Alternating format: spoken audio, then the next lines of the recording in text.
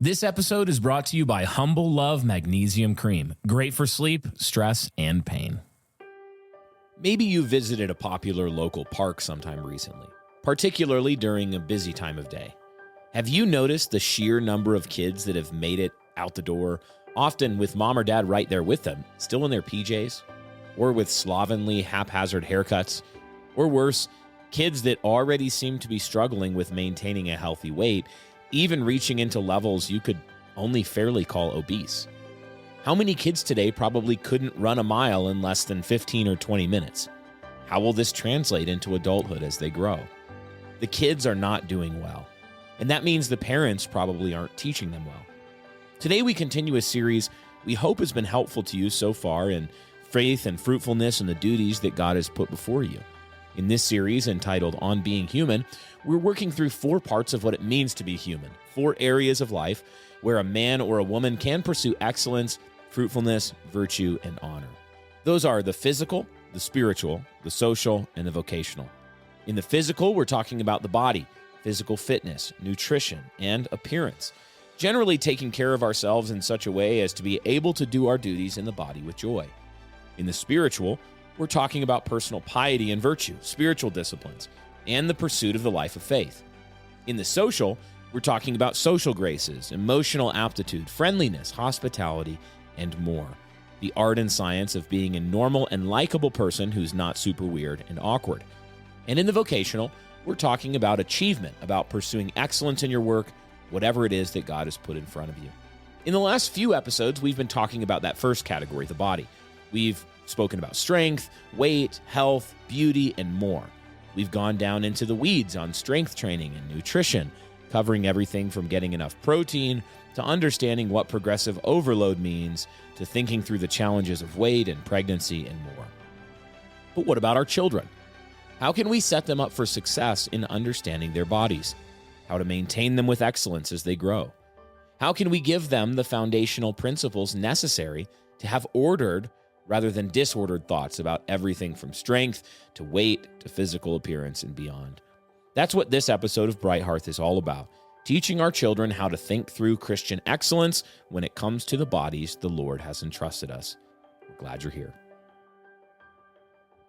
Welcome back to Bright Hearth, everybody. Brian and Lexy are here for another episode. We are. Last time we offended you about yourselves, and this time we're offending you about the children by calling. Now we're talking about how the kids are fat.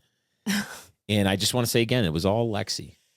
She made me read that. I would agree with this one. No, this one is this one makes me sad, actually. This one makes me sad. I feel so bad for little kiddos that the reason, because when I taught 3-year-olds, yeah. We had a school way back in the day that Brian inherited before St. Brendan's. And I was one of the teachers, and we had a physical fitness test that we had to pass the kids off on. And I had a 3-year-old that couldn't do it. Literally couldn't do it because Yes. they were so tubby. This was before we didn't have any kids yet. Yeah. It was a preschool. Yeah. Very, very sad. And we've talked before about this. Actually, all the way back at the very beginning days of Bright Hearth, we talked about clothing. And we talked about how we allow our children to be presented to the world is either an act of kindness to them or unkindness. And that plays in a lot to how I think about this subject. I think, like, how can I be kind to my children? And how can Christian parents be kind to their children in teaching them things that would help them to be, we're going to talk more about this in the social as well, like teaching our kids social skills, but to be presented like someone loves them. Mm-hmm. Yeah. So we'll talk more about that. Happy mid-November to you, patrons, listeners out there. We are recording this actually pretty far before. It's only about 10 days to Thanksgiving for the listener, the day that this comes out. So happy pre-Thanksgiving. I guess the next episode will come out 3 days before Thanksgiving, and we'll say it again. But happy pre-Thanksgiving. We hope you guys are all doing. That means it'll almost be time for me to eat a cookie butter cake. I'm making myself a cookie butter cake for my birthday. I love cookie butter, you guys. Lexi's birthday, November 22nd. Perfect example. I've been waiting for weeks. I could have made it. I'm not going to. I'm going to wait until my birthday. I'm going to make it on my birthday. Hey, 5 days to your birthday. So happy birthday, almost. future Lexy. Thank you. And you will be as old and wise as me for like yes. 7 weeks or so. Mm-hmm. And then I'll again surpass you in wisdom. And will be more old and venerable than you. And you'll be looking up to me again. Yes. So, man, enjoy that. I've got 5 more days when this episode comes out of superiority. And then after that, you're going to catch me. So I'm just giving all the people who hate us some ammunition. They can cut that clip out of context and think I'm being serious. And then, they can fuss. Because that's really all they've got. They've just got fussing. It's the only thing they've got. All right, guys. Well, like I said last week, this is welcome to our new structure. We're back to weekly uploads here on Bright Hearth. And so expect a new Bright Hearth every week. If you want to support the show, you can also get access to In the Kitchen episodes that we're also putting out every week. So these episodes are coming out a week early and ad-free for all of our supporters on Patreon. And then the day after that episode drops, ad-free, the In the Kitchen episode drops as well, where we're talking about lots of different practical sort of things. Just as a reminder, if you like the show and you want to support the work that we do here at Bright Hearth and also New Christendom Press in general, a great way to do that is by becoming a monthly supporter. And you can actually gift those now. So if you'd like to get a Christmas gift for somebody, you can pick up some of Lexi's book. Well, not some of it. You can pick up Lexi's book. It makes a great stocking stuffer or gift for ladies in your life. Or you can also gift a Patreon membership up to a year. You can do as little as a month, as much as a year for your loved ones. I think that's all we've got for housekeeping today. I kicked Penelope. Speaking of kids, I just kicked Penelope out of the room. She just admires you so much. This is the problem, guys, when Penelope's here. I can hear her, though. She's displeased. But what happens is she hears us talking, and she's at this age where she's starting to chat.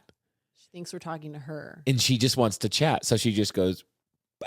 Especially when Dad's here. She's not like that with me during the day, but with Daddy, it's like, oh, he's here. I want to look at him. I don't want to eat. I want to look at him. I want to talk to him. I want to hold him. I love chatting with Penelope. We chat all the time, so she's used to it. Oma right now. She's not used to being like, hey, shh.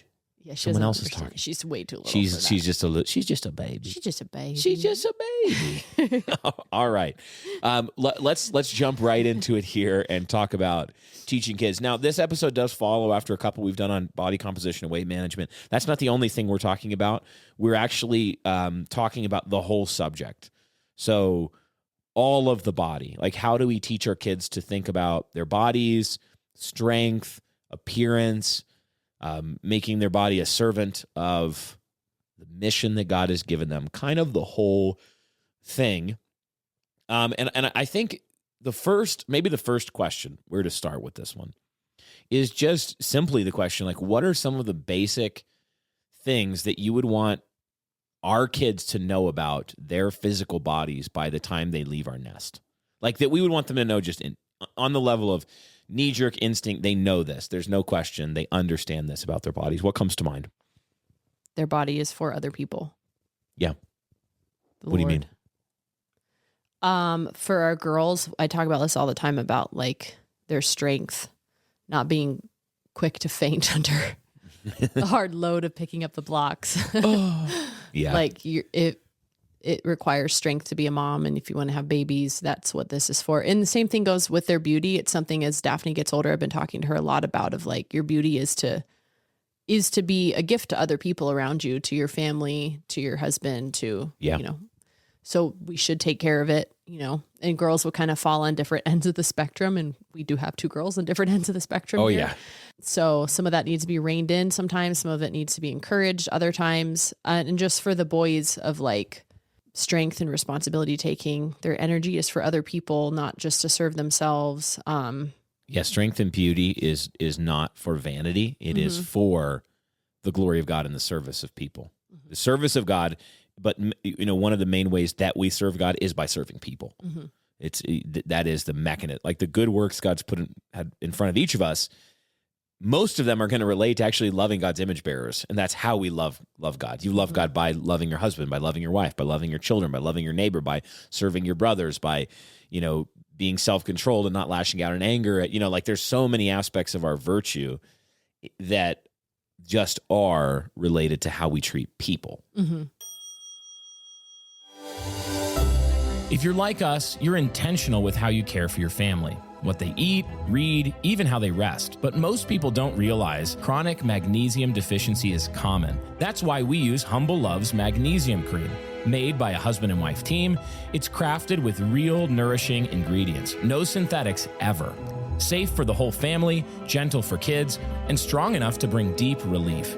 Make it part of your daily routine by visiting thehumblelifestore.com. That's thehumblelifestore.com. And use code NCP15, that's all caps NCP15, for 15% off your first jar. What if you could open a hymnal and actually read the music with confidence? What if your children could play instruments with skill, joy, and understanding? How would that change the environment of your home? Bonnet Music Academy is working to help believers recover the lost art of worship through weekly, customized lessons for families, schools, or churches. They offer lessons in person in Moscow, Idaho, or remotely through online meetings. Visit bonnetma.com and book your consultation today. Mention NCP for 25% off a Bonnet Music Academy hat. Why is it that most soaps and cleaning products ironically don't contain clean ingredients? Indigo Sundry's soap company is helping families stay clean and healthy by starting with the most important step in cleanliness: soap. Their cold-pressed soap bars, including clay bars and tallow bars, are made from all natural ingredients that don't have any harmful chemicals. And they smell great. Visit indigosundrysoap.com and order today. And hey, subscribe for regular shipments and get 10% off every time. A good morning sets the tone for the rest of the day. You read your Bible, review your to-do list, and drink a great cup of coffee. So why would you want bad-tasting, mass-produced coffee? Lux Coffee is a Christian-owned coffee roaster that offers intentionally sourced, single-origin coffee beans. They believe that convenience is the death of quality. That's why they spend their time roasting small batches of beans to make sure that every cup of coffee tastes delicious. Start your day with coffee that is crafted for the new Christendom. You can go to luxcoffee.co and use code NCP15, that's all caps, NCP15, for 15% off your handcrafted coffee. And of course, that link is in the description below. So that's really good. I think as well I'm thinking sons and daughters. For sons, I want them to understand that the glory of a young man is his strength, that physical strength is good, that they should desire it, seek it, be disciplined in seeking it. That their body is, their discipline is going to be reflected in their countenance and in their body.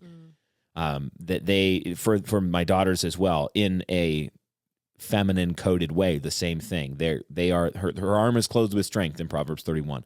Women are not supposed to be weak. Just because they are relatively weaker than men doesn't mean that women are to be weak. That's not the goal.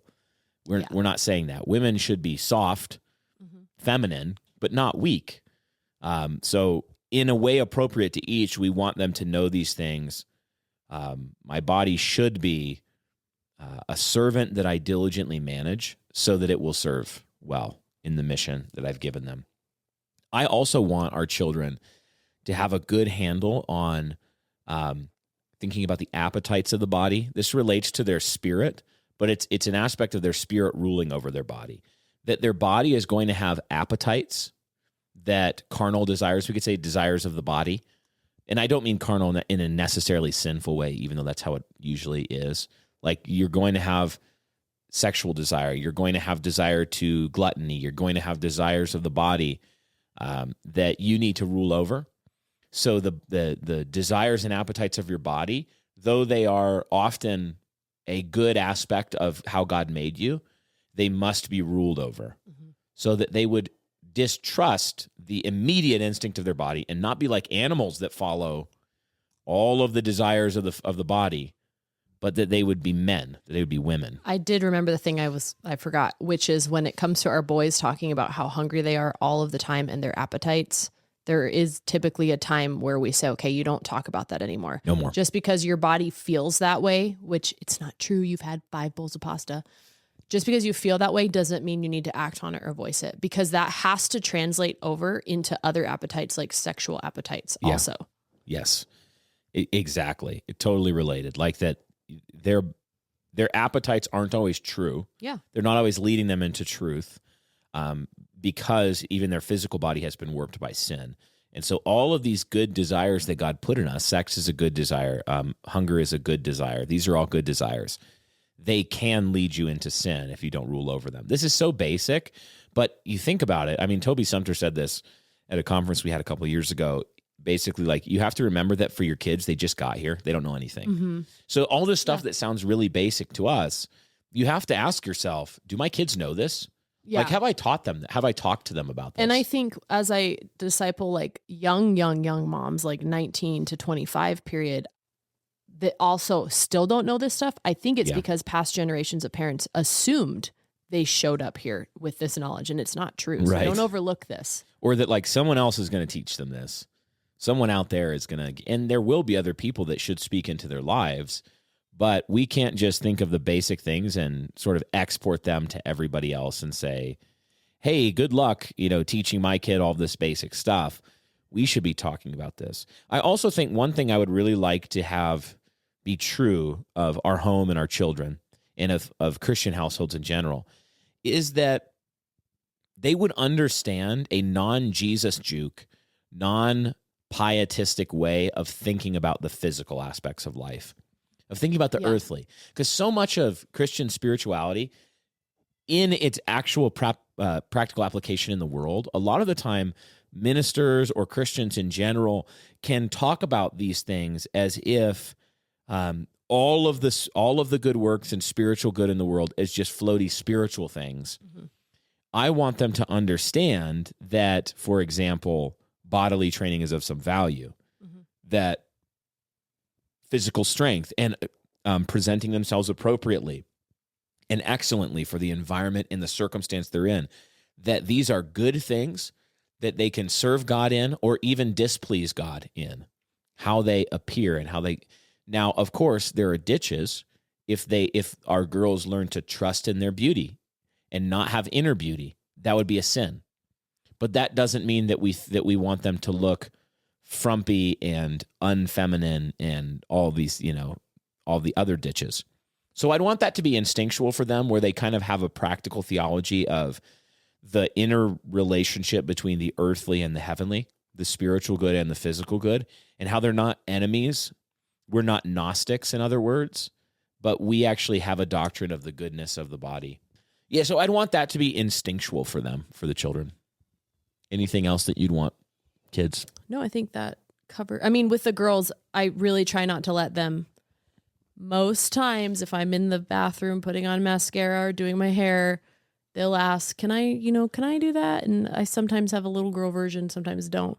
But I always tell them, like, remember what makes you the most beautiful, and like quiet and gentle spirit, or the inner person of the heart. Yeah, that's right.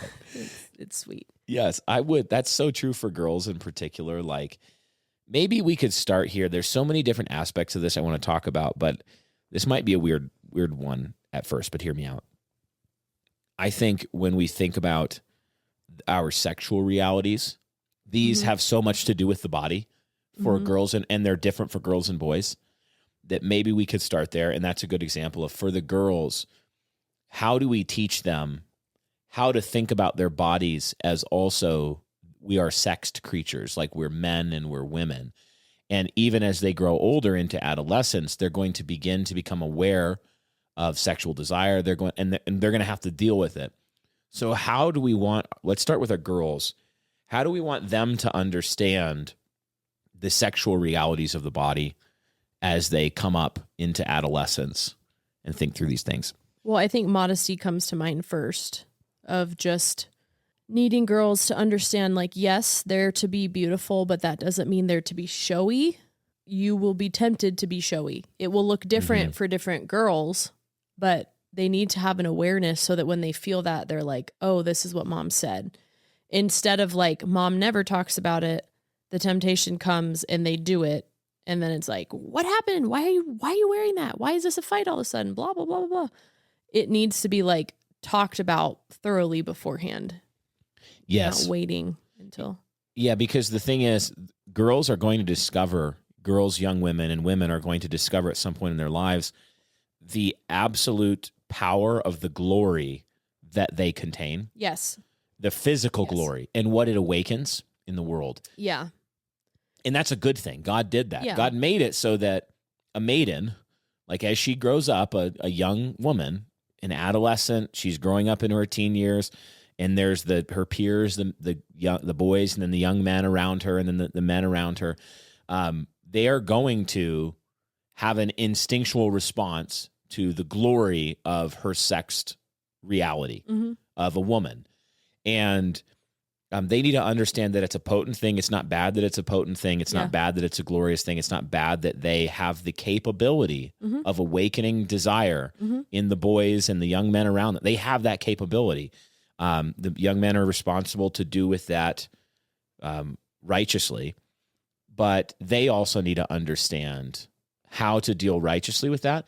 And the concept of modesty is very important. It's like a veiled glory that is covered in appropriate times, but also even just, you think about how a woman, and I think of a very sinful young girl and then young woman, she could learn to manipulate others around her with her beauty, and then even later in life, more in her teen years, with her sexual self, and become a great tool of evil. Oh man, yeah.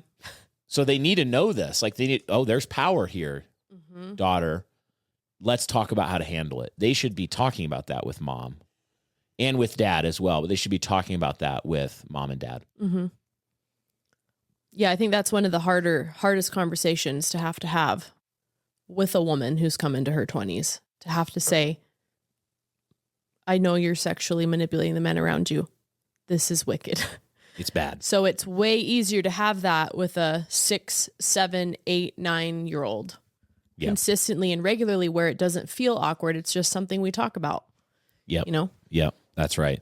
And for young men as well, as they grow up and they have their own sexual realities, like they need to understand and be taught by mom and dad very particularly, basic, all the same things, but just applied to their sexed reality, like about physical desire, about honoring the young women in their lives, about channeling this good desire into the good end that God appointed for it, which is marriage. So chastity in their youth, and then preparing for marriage, preparing to to acquire strength and competency of body so that they can give it away for the sake of a wife and their household, Lord willing, when they marry. These are things that they're related to the whole person, but they have aspects that touch on the body.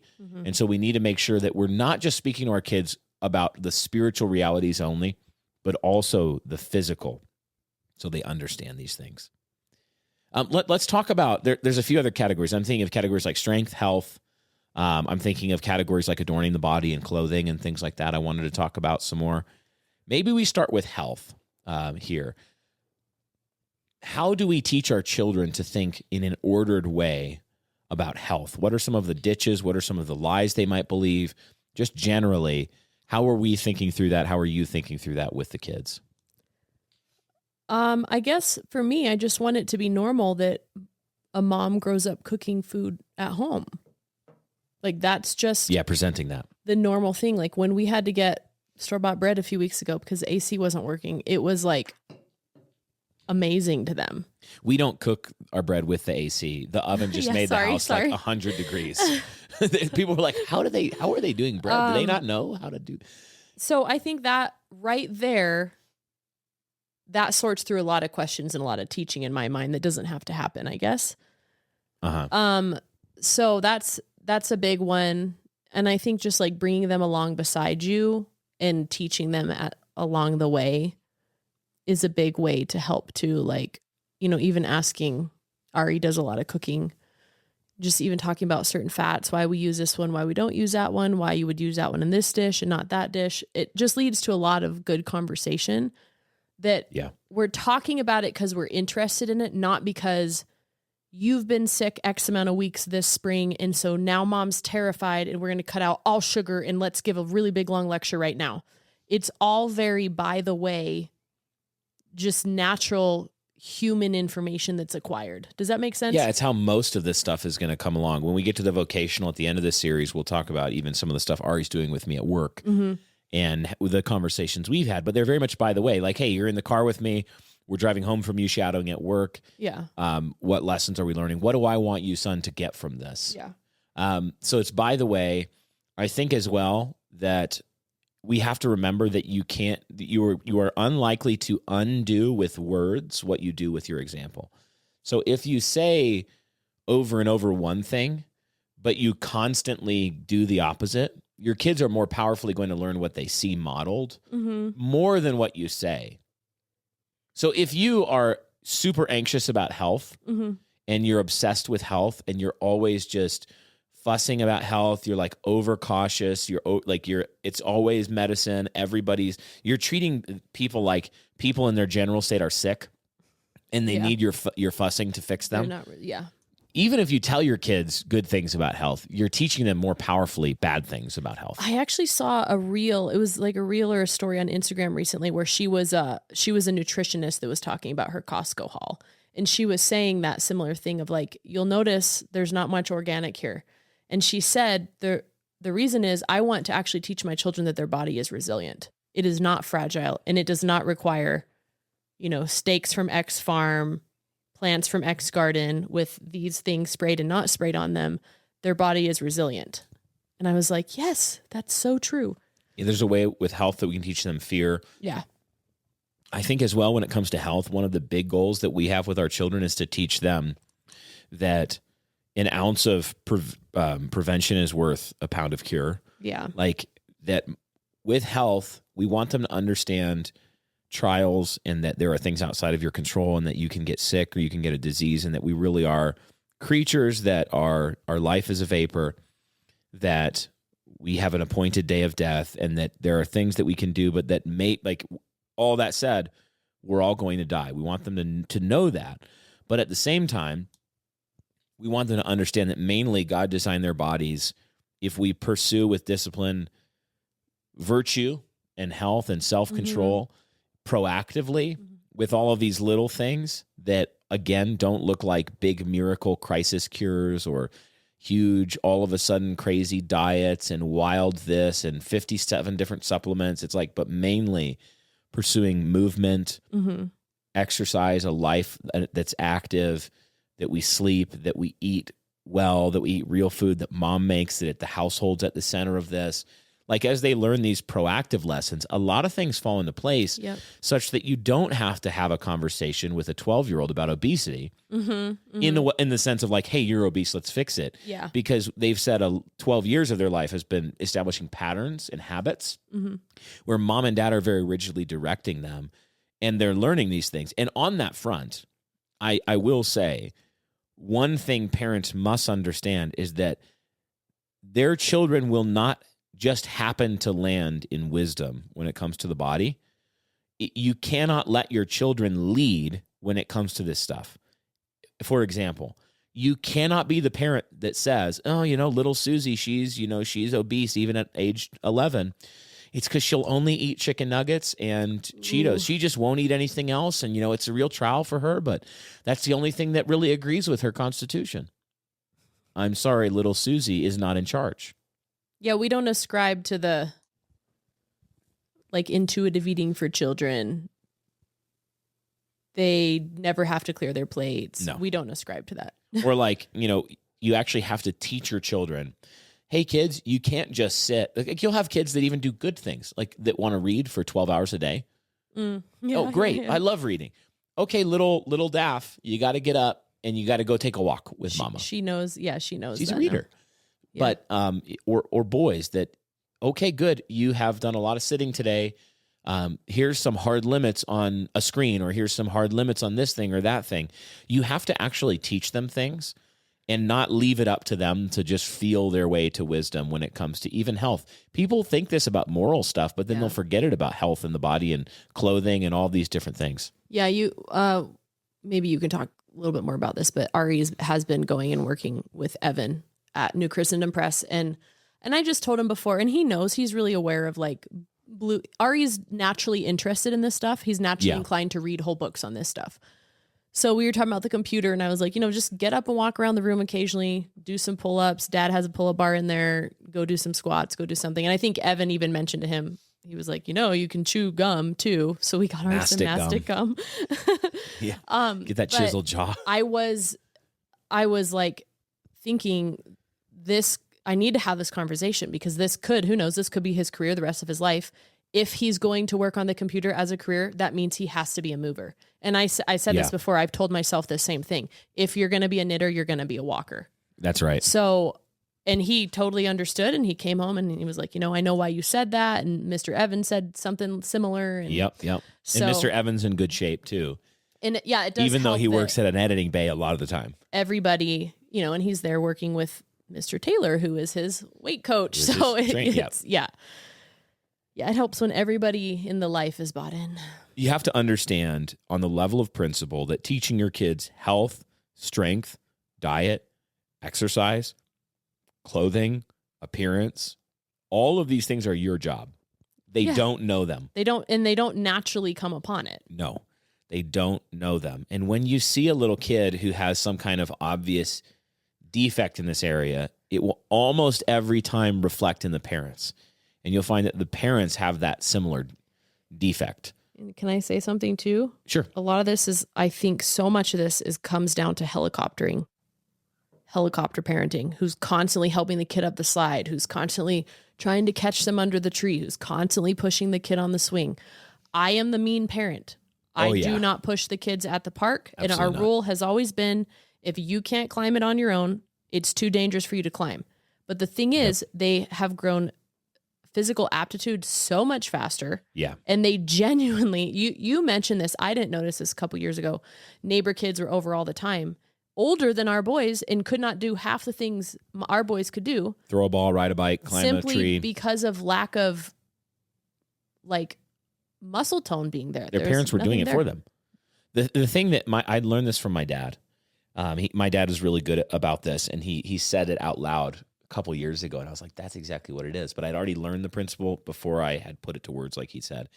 He was like, basically, if you take a kid and you want him to learn some new thing, like ride a bike, ride a motorcycle or whatever, you have to give them the basics. Like my kids learned how to ride, both of my older boys especially, can ride a dirt bike. They're 12 and 10. They can ride a dirt bike. They can shift gears. They can do that. You give them the basics. This is how the clutch works. This is how the shifting, with your foot works. This is where the brake is. But then you have to leave them alone with it and let them fail. You can't keep doing it for them. They will look really awkward and incompetent at it for a while, but it's amazing how quickly a kid will learn a thing if you just leave them alone with it and let them do it. So we tell our kids all the time, I'm constantly telling them this at the park, play under your own steam. Because they're always like, Daddy, can you do this for me? And I'm like, nope, play under your own steam. Climb that thing under your own steam. Learn how to pump your legs on a swing. Maybe I'll give the little girls or the new, I'll teach them how to swing. Yeah. I'll give them a couple pushes, but then I walk away, play under your own steam. And it's it is crazy. It's wild, but it turns out when you don't do everything for someone, they learn how to do it themselves. Yeah, and it makes them stronger, and it keeps them safer, actually, because they're learning caution. Yes. In a way that if they always think you're there for the first through ninth time, on the 10th time when you're not there, they're going to think their muscle memory is saying, Dad's going to catch me if I go this far on the branch, and they do it and they fall. Yep. So it's actually safer, and they learn more caution through doing it on their own. They're learning wisdom. So with so much of this stuff, it's a balance, it's a dance between teaching, coaching, but then good coaches back off and allow the subject to learn and to do and to get the competence. So with clothing, it's a good example. You're clothing your children, you're teaching them the right principles, but I'm not putting clothes on a 10-year-old. I'm not picking out every single thing they wear every single day. I'm teaching them the principles, and if they come out and they look ridiculous, I'm going to tell them to go try again. You do this a lot. What? I feel like you do this a lot with the boys. Yeah, give an example. What do you mean? Well, you just tell them, I will not let you leave the house looking like a dork. I'm trying to be nice to you. Your pants are 6 inches above your ankles because you grow so fast. You're a dork. Do you want people to think you're a dork? We are very blunt with our children. I will tell them things like that all the time. Son, we'll talk about this in the social too, but son, the way that you handled that thing was super cringy. And everybody around you was thinking, who is this dork? And I want you to know that because I love you and it's my job to teach you. And I'm not trying to shame that. Like we laugh about it. We joke about it with them No, and they can very handle kind. it. You are very, very, very kind. They can handle it. But when we're teaching our children about health, about strength, about like a lot of it is just starting with, this is actually my job. So let's talk about specifically strength, working out, training. How are we thinking about this with our children? And how does it work? And I think the first thing to start with, and I'll hand it off to you, is in the early years, it is not as artificial as like structured training. Yeah. It's actually more about giving them a life where they are constantly or appropriately active in play and space and doing that stuff. My kids come in when I'm working out, like Cyril, he's 5. And I tell him, like, don't pick up that weight. You'll break your foot when you drop it. But if you want to pick up that weight and, do some whatever, you can. But I'm not giving him a structured weightlifting regimen. No. Absolutely not. So how are we approaching teaching our children strength training and these kinds of things? You mean even starting from young ages? Yeah, starting from a young age, then growing into some of the more early adolescent. Yeah, I stuff. think specifically through like ages 0 to 6. To me, it was very early on impressed upon me through Charlotte Mason's writings that like 3+ hours a day outside was a goal. And I still really do try to stick to that. When I had less children, I was able to do it more consistently 365 days a year. It's just harder now. Yeah. The worse the weather is, the harder it is. But even still, you can get rain pants and snow gear and have them outside for long periods of time. Yep. And I'm trying to take that more seriously now this winter, now that we have a better setup in this house for it. But to me right there, that alone, if your expectation is 3+ hours outside, that's a lot of exercise for your kids. Yeah. And yes, it does. It did require, like, I feel like as a mom, I have learned to tolerate a higher level of chaos in the home because of some of these things, because I value that so much that I would rather them be doing that than me have the pristine house all the time that doesn't have the wet snow clothes hanging up to dry. So there's a give and take there, and I just am that mom. But to me, as our kids get older, I've seen that help so much. I mean, it corrects so many behavioral issues, so many sleep issues, so many boredom issues.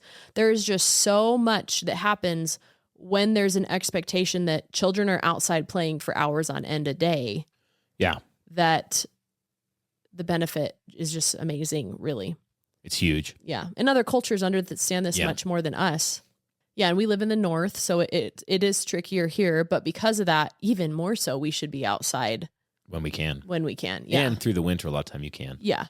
Yeah. And then as they get older, we have a lot of active things like, we just did a basketball season for the kids and a short one at the church and like a clinic. And then they play a lot of games. They play with the adults too. Now they're doing a football season. It's like 8 weeks here in the fall, just evenings. They're going and learning some basic physical competencies, the boys throwing a ball, that kind of stuff, catching, running routes, playing flag football, not full tackle because of the age and also the complexity of equipment. So they're involved in a lot of those things, but as they're getting older as well, a lot of them start to develop an interest because we're teaching them things about strength, and they're surrounded by competent men who lift weights, and they want to know dad lifts weights. Like they want to know how to do it. And so we have them, with a man in our church who does strength training with the boys. This is connected to our school. And the Titus 2 girls, they also lift weights together. Yeah. I don't think it's as many times a week as the boys, but I think it's at least weekly. And we have, one of the older ladies in the church used to be a pelvic floor physical therapist that's been helping them through that. Yeah. So they're all learning in appropriate ways how to get into strength training and resistance training. They're learning the basics. And so now I can go up to some of these young men in the school and say, hey man, how's your bench doing? And they'll be like, Pastor Sauvé, you won't believe this, but I'm pushing 165 right now. I'm pushing 165 American pounds of steel right now, my guy. And I'm like, hyping him up. That's amazing. Good job. Dude, what's your squat over there? And you have a bean pole that's like 6'4" and weighs 103 pounds or something. Cause he's like a teenager in that stage. And, Pastor Sauvé, I'm squatting 115 right now, Mike. Like that's, big, lightweight. And, and then, you got guys like, one of Eric's sons who's just in the last couple of years transformed into an absolute beast Seriously. of a physical specimen. I mean, physical discipline, strength, lifting weights. Some of them get more into it. Some of them it's more of a chore. Some of it's more of a passion. I have to say this. One of the weirdest things in life has been watching Martin and Devin, especially Devin, because I've known him since he was a baby. To see them as muscular men all of a sudden, I'm like, what the heck is happening? You know, these like young boys, and then they're like men, like young men with muscles. It's the weirdest thing in the world. Yeah, Devin is awesome. He's just like pumping iron out there, getting ripped. So it's amazing to see these guys. It's cool. You should be enjoying this. It's a glorious thing to watch young men in their strength. Yes. Home and Hearth started simply with a mom, dad, and their 2 kids making clean, natural alternatives for women who wanted something better. Through that process came the creation of the Cycle Support Tincture Set. 4 herbal blends, 1 for each phase of your cycle, designed to help you reconnect with your body's natural rhythm. Handcrafted with organic herbs that ease cramps, balance mood, support hormones, and bring calm throughout the month. Every bottle is handmade with care with high-quality ingredients. Get the Cycle Tincture Set at shophomeandhearth.com/bright and use code BRIGHT for 15% off your order this Christmas. Did you know that 99% of Target, Walmart, and Home Goods ceramic products are produced by India and China, many of which still use lead-based glazes? That's why Abigail from Taste and See Ceramics is hand-making all of her products with lead-free glaze from right here in Utah. She produces quality mugs stamped with the Jerusalem cross, and travel mugs for all of the ladies with busy homes. Recover handmade products that are worth passing down. Visit tasteandseeceramics.com and use code BRIGHTHEARTH10 for 10% off your order. Have you noticed how something simple like using a baby carrier can feel complicated? The truth is, baby wearing used to be a skill passed down through generations. Carrying with Kirby, a certified baby wearing consultant, is bringing back that skill by training parents and caregivers to learn safe baby carrying techniques. She'll teach you how to properly use a baby carrier, learn advanced skills to support larger families, and help pick out the right carrier for you. Email carryingwithkirby@gmail.com and mention Bright Hearth for $25 off your consult or 15% off a bundle this Christmas. After welcoming a new baby to the family, every mom deserves time to heal. That's why Noelle, a mom of 4, created the Noelle's Naturals Postpartum Care Collection to help new mothers rest, recover, and feel restored. From soothing herbal baths to nourishing elixirs that support mood, milk supply, and mental peace, every product is handcrafted with organic herbs and botanicals. Whether you're an expecting mom or looking for a heartfelt gift, you can explore the full collection or purchase the complete gift box at noelsnaturals.com and use code BRIGHT for 15% off your order. So what you need to think about, parents, is like, look at your kids and assess them appropriate to their age and do an internal progress report. Where do they need help? And yeah, like, young kids, under 12, prepubescent kids, they're not going to be ripped. That's good. Like, that's fine. Some of them are going to be real gangly and wiry, and some of them are going to have a little bit more pudge on them. That's normal, and like, that's fine. It's as they get into appropriate ages, even in that age now, we don't want them to be obese. We want to teach them about food. We want to teach them about fitness. But as they get into appropriate ages, we're starting to get more and more practical and specific with them, and even having the conversation with them like, this can be a hard one. But let's say you got a 12-year-old son who's a little overweight, and you say, son, privately, I'm noticing this. I want to help you with this and give you the tools so that you can get control of this and really excel. Okay. And you can turn it around, and that's great. The question I want parents to be thinking is, do I want my son to learn this from me? Yeah. Or from being embarrassed, yeah, or from all of a sudden realizing more and more like, oh, I'm fat. That's not good. That's embarrassing. I'm feeling bad about myself, but they don't have the tools. It is your job. You must think of it as a progress report on you when you look at how your kids are doing in every area, but in this area as well. Yeah. How would you teach kids who are struggling with weight? And I mean kids like, especially now, I'm not talking about 5-year-olds with a little pudge. I mean, like, you're getting a kid who's, 8, 9, 10, 11, 12, 13. They're starting to come up, and you're noticing that this seems to be more of a struggle for them. Maybe they have a higher food drive, like we talked about one of those episodes. Some people have lower food drive. Some people have higher. How would you talk to a kid about specifically body composition, weight loss, and help them? I think the first thing I would do is make sure I'm teaching them to cook alongside of me. Because if you're leaving it up to the grocery store gods to be their source of sustenance, it's going to be so much harder for them to accomplish this in a good way. Does that make sense? Yeah, sure. To understand like what is happening when you're talking about food and eating. Yeah, just put some control back in their hands. So that's probably the first thing I would do. The second thing I would do is just help them understand how their body even works. You know, what calories are, what fat is, what protein is. Like this last episode that we talked about, I would have them sit down and I would say, listen to this, take some notes, and what are 2 things you can do next week to start working on that? Yep. I wouldn't make it the center of conversation because you don't want to shame them. I wouldn't be like, oh, I wish your arms were more toned or nothing like that. I would be thinking like, how can I, because here's the thing, each person is going to be interested in this for different reasons. So kind of help them figure out why they should be interested in it. Mm-hmm. And some of them might get really nerdy on, I don't know, maybe on strength training. Maybe they get really nerdy on strength training. Yep. Some people might totally geek out over like health on a cellular level, and they might get really into understanding things from a longevity perspective and all of this stuff. So just introducing them to enough information about it that they can figure out their niche within it, but also not shaming them over it. Mm-hmm. And I think for kids too, like they want, a lot of it comes down to junk. Mm-hmm. Yeah. They want junk. They have less self-control than you because they're still developing it. Hopefully. I mean, you have less self-control as a parent. And they're confronted with a million things that are delicious and also they have a little bit more margin at that age where they can get away with more than they're going to be able to when they're 40. Yeah. So it can add up though. Something I've noticed with our kids is because they have money now, especially the older boys, they have money and they want to go spend it on food. Okay. Yeah.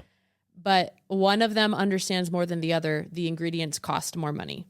Yeah. And I find it interesting because as they've seen us value it enough to make some of the sacrifices in paying a higher cost on some things, they just realize healthier food costs more. I just have to be willing to spend more because it's healthier and better for me. But it's because they've watched that in us. So I've actually, it's had to be a money conversation that we have with them. Just because that little hand pie, I mean, I remember babysitting, buying those little like 50-cent hand pies at Walmart all of the time. Yeah. Nobody ever explained to me what wasn't or was in them. Yeah. And who cares that it only costs 50 cents? You're not going to like that by the time you're 16 and 20 pounds overweight. That's right. So, like having those conversations with them, I think is also really necessary. Yeah. Yes, very much. I can't really think of other things, just really making it family habits of movement and. Yeah. Teaching them on the level of, you don't want weight and health and strength to be things that you're fixing with artificial interventions. Mm-hmm. Even though a calorie deficit can feel like an artificial intervention, but what you're really doing there is you're developing ground level habits. Mm-hmm.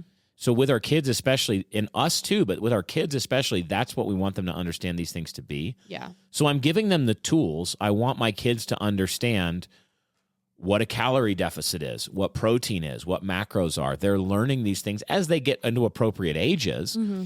And so that they can take the tools into their own hands. And just like learning to ride that motorcycle, you'd be amazed at how quickly they're like, oh, I can be in control of this. I actually know how this works. I'm not just, it's not random. Mm-hmm. It's good habits plus the right information equals good outcomes.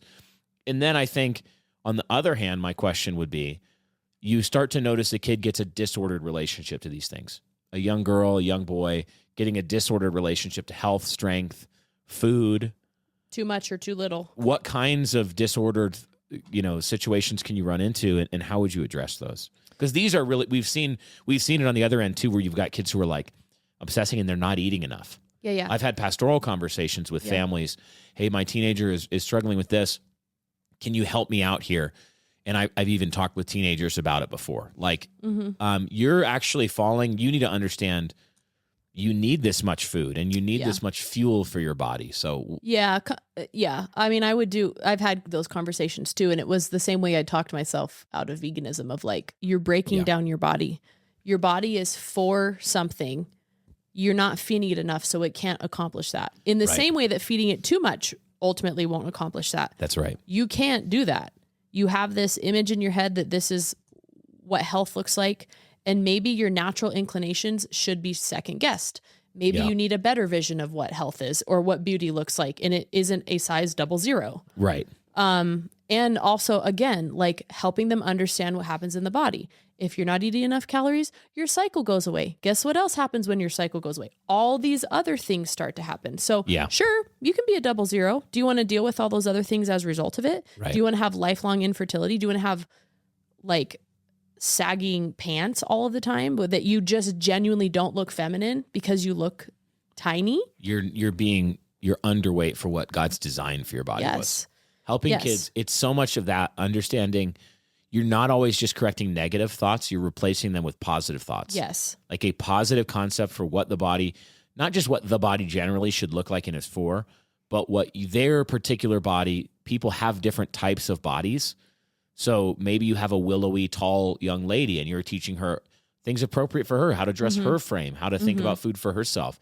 Maybe you have a young man that is going to struggle with weight. He seems to have a high food drive, and maybe he's just shorter and he's going to tend towards being pudgy, and you're teaching him for his body what he needs to do.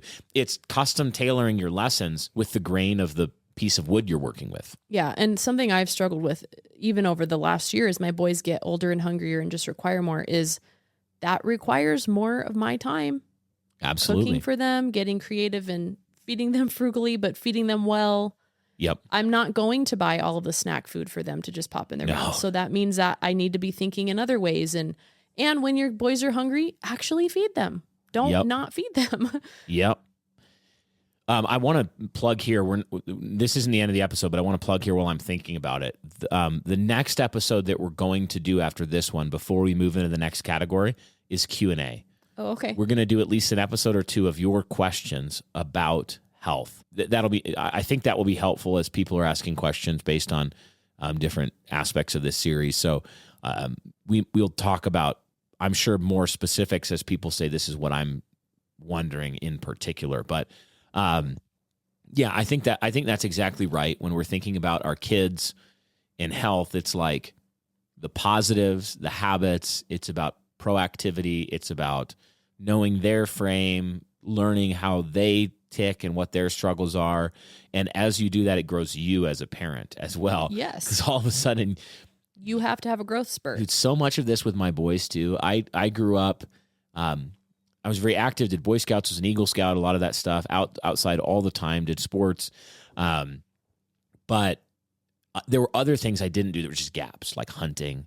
We weren't a big gun family. We shot guns. We knew how to handle guns. Have owned guns my whole adult life, that kind of thing, carry a gun every day. But it's like, it wasn't a big obsession for our family. And now there's like a lot of men in the church who are more into hunting and doing other stuff. And all of a sudden I have to learn all this stuff so that because my boys are interested in it. And it's the same thing.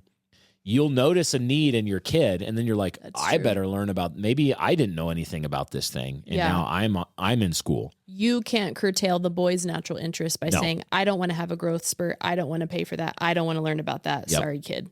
Yeah, exactly. Yeah, it has to be the same way with some of this other stuff. Yep. You're growing up with them and helping them think rightly about these things. Last aspect of this briefly, I think we're going to talk more about this in social, but I guess wanted to say that one aspect of the physical for the body is not just the body itself, but adorning the body.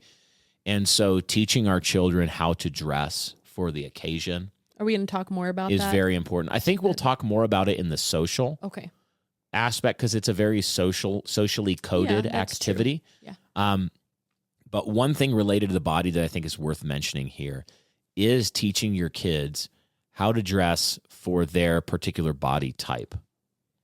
Like thinking through, you're short, you're tall, you're skinny, you're broad-shouldered, you're not, like whatever it is. We need to be teaching our kids, like, it's not one size fits all. You actually have to discern the occasion, what's required by the occasion, but then how to like land that in your own frame that God gave you. And this is an aspect that can really like make or break the confidence of kids in their body and how they present themselves. That's true. You see the young boys and the young women at school, I've noticed this. They grow in confidence so much when they get ownership of dressing themselves and understanding the standard, and it becomes less of a mom and dad make me wear this to I want to wear this because it's the right thing for this occasion. Yeah, and that can be hard too because what's trendy and easily available just simply does not fit every body type. Right. So this might require more time and money from mom and dad to figure out how to help their teenagers dress better. Yeah, it does. So, and it's hard. I mean, if it's hard as a woman and a man, imagine a teenager who feels extra bad about themselves, you know, sometimes. Yeah. In all of this, one of the lessons you're teaching your kids is a lesson we all have to learn, is that there's a limited number of resources and there's a great amount of things that you would want to do. Mm-hmm. This is part of discipline, is like, I would love to be able to spend $5,000 on a wardrobe. Every time I change, I grow another inch, but I can't. Mm-hmm. I would love to be able to have a chef make amazing, perfect food for me, and I never have to think about it. But hey, the resources aren't there. They're scarce. So I have to be creative and crafty, and like, it's good for our kids to learn the edges of the resources too. Yes. It's good for them to hear, no, I'm sorry, I know that you really want me to get you this protein candy to support your 12-year-old weight, your weightlifting goals. Yeah.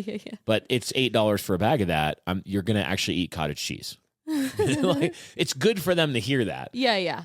And it is good. It's good for them to feel the boundaries and feel the embarrassment with mom and dad, so that they don't run into them in their life in a much less friendly way. Yeah. Later. One of our boys sometime last year really asked multiple times for cowboy boots. And I finally told him, I was like, I had him look them up online, which ones he wanted. And I said, do you see that price tag? And he was like, yeah, I do. I was like, that's like a Christmas gift, not a Thursday afternoon purchase. Right. And I just explained to him, like, you are a growing boy. There's a difference between investing that kind of money in something that you're going to wear for the next 20 to 30 years versus the next 6 months to a year. You understand that, right? Right. And then I was kind of like, do you like it enough to want it for a Christmas gift? Well, then I don't really If that's know. my Christmas present. So then it's like, okay, so. So now you understand why our kids, they wear dress shoes in those environments, not like the gray cowboy boots, because we have limited, we can't spend $400, $300 on cowboy boots for a kid that's going to outgrow them in 6 months. There are limited resources. I definitely do think through outfitting them for different seasons. I mean, anyways, so. Yeah. Last thing on that, this comes to mind, is that as a parent, it is a duty of ours to provide them with what they need in terms of tools. So there's a difference between what we just described and also saying, like, no to everything, no to any weightlifting equipment, no to any bike, no to any this, no to any that. If we want them to be active and do these things, we have to give them the materials. We can't be like the slave drivers saying, make bricks without straw. So for the boys, I am inclined to say, okay, we're learning hunting. I'm going to help you get the right rifle, and I'm going to help you get the right thing, because I want you to be hiking miles through mountains and getting strong and having suffering experiences, and it's good for you. I want them to have, we have weightlifting equipment for ourselves, but also so that our boys, they know that as they get old enough, our children are allowed to appropriately use the equipment and learn how to do it. So it can't be like shiny dad stuff that they're never allowed to touch. Yeah. If I want them to have a healthy relationship to this stuff, they have to be able to touch it and use it and grow with it. Yeah. Well, I'm sure there's a million other things we could do. Send us your questions. We have that send us a text button in the podcast description, and that's a way that you can send us your comments or questions. And we will be occasionally taking those up and compiling them into Q&A episodes. Like I said, we're going to be doing one of those next. And talking through your particular questions, especially related to the subjects we've been covering, but maybe even more broadly than that. So we hope that this portion of the series on the body has been helpful. If some of your questions lead us to want to do another episode on it, even out of order, we might as well. So definitely send them in. Remember, we can't reply to those, but we can see them. Once again, if you like the work we do here, then we'd encourage you to chip in a couple bucks a month, become a monthly supporter on Patreon, and that helps us keep this whole thing going, all the hands that touch it. And we also are thankful to all of our great Christian businesses that sponsor all the episodes. Make sure you check out their work. They're doing great stuff, and we commend them to you. Thanks for listening to this episode of Bright Hearth, and we'll catch you next time.